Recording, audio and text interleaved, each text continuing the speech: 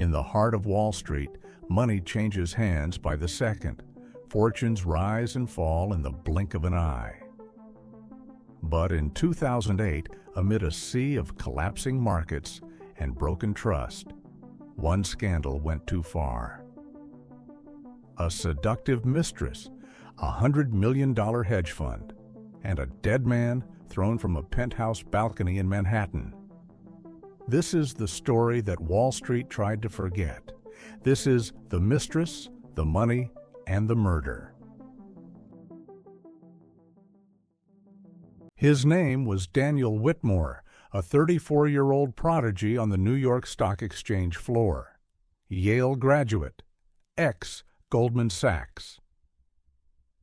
Brilliant, charismatic, and just arrogant enough to be dangerous. In 2006, he launched Whitmore Capital Partners, a hedge fund that promised unconventional returns in uncertain markets. His pitch? Insider access, market whispers, legal gray zones. Rich investors? Hooked?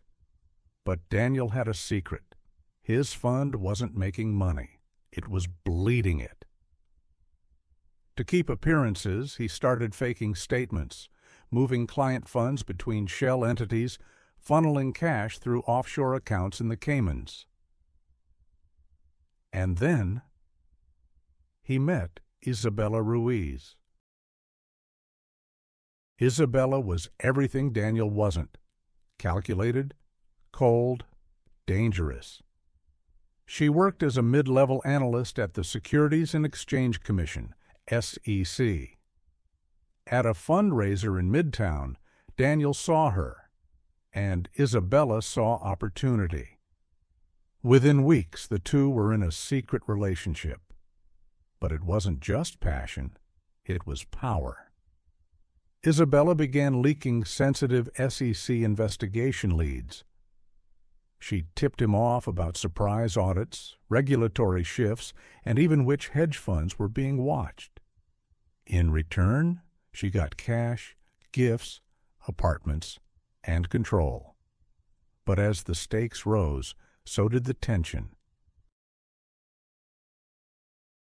By mid-2008, Whitmore Capital was sitting on $190 million in client funds.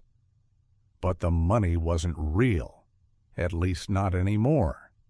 Daniel had built a paper empire, shell companies in Cyprus, fake performance dashboards, phony audit reports signed by a made-up CPA, leverage on leverage on leverage.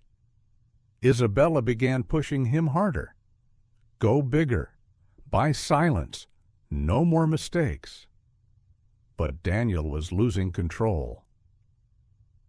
A former client, billionaire real estate investor Elliot Hirschman, wanted out. He demanded $25 million in cash. Immediately, he even threatened to expose the scheme if he wasn't paid. And then, just days later, Elliot Hirschman was dead. September 12, 2008, 6:17 a.m. NYPD responds to a call from a doorman at the Whitmore residences, Daniel's private penthouse. On the sidewalk lay Elliot Hirschman, broken neck, blunt force trauma. Police labeled it a suicide. But something felt off. He had no history of depression. His wallet, phone, and watch were missing. And security footage from the building's top floor? Corrupted. Daniel claimed he hadn't seen Elliot in weeks. But phone records told a different story. Elliot had called him 7 times the night before. And in the shadows, Isabella Ruiz was already cleaning up the mess. The SEC quietly opened an internal probe led by agents who didn't know one of their own was compromised. But the FBI got wind of the suspicious death and fraudulent filings. They launched a secret task force, Operation White Drop. Through subpoenas, they uncovered dozens of fake investor accounts, 2 private jets paid through a Panamanian shell firm, encrypted chat logs between Daniel and Isabella discussing SEC leaks. The final blow? A wire transfer to a hitman in Venezuela traced back to Isabella's Cayman account. On December 3, 2009, Daniel Whitmore was arrested at JFK Airport. He was trying to flee to Dubai, a country with no extradition treaty. Isabella Ruiz disappeared the same night. Interpol listed her as wanted for securities fraud, obstruction of justice, and conspiracy to commit murder. She's never been found. Daniel pled guilty in 2012 to 11 counts of wire fraud, 3 counts of conspiracy. Obstruction. He was sentenced to 36 years in federal prison. Whitmore Capital collapsed. Hundreds of investors lost everything. Elliot Hirschman's family sued the SEC and NYPD for negligence. They never got justice. Today, Daniel Whitmore sits in a federal penitentiary in Pennsylvania. Isabella Ruiz, still at large. But their story is more than just crime. It's about how power, greed, and lust collide in the shadows of finance. Wall Street moved on.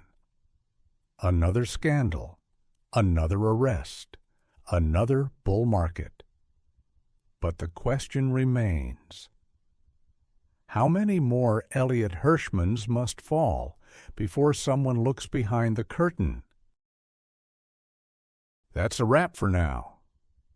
Don't forget to follow us and turn on notifications for more stories.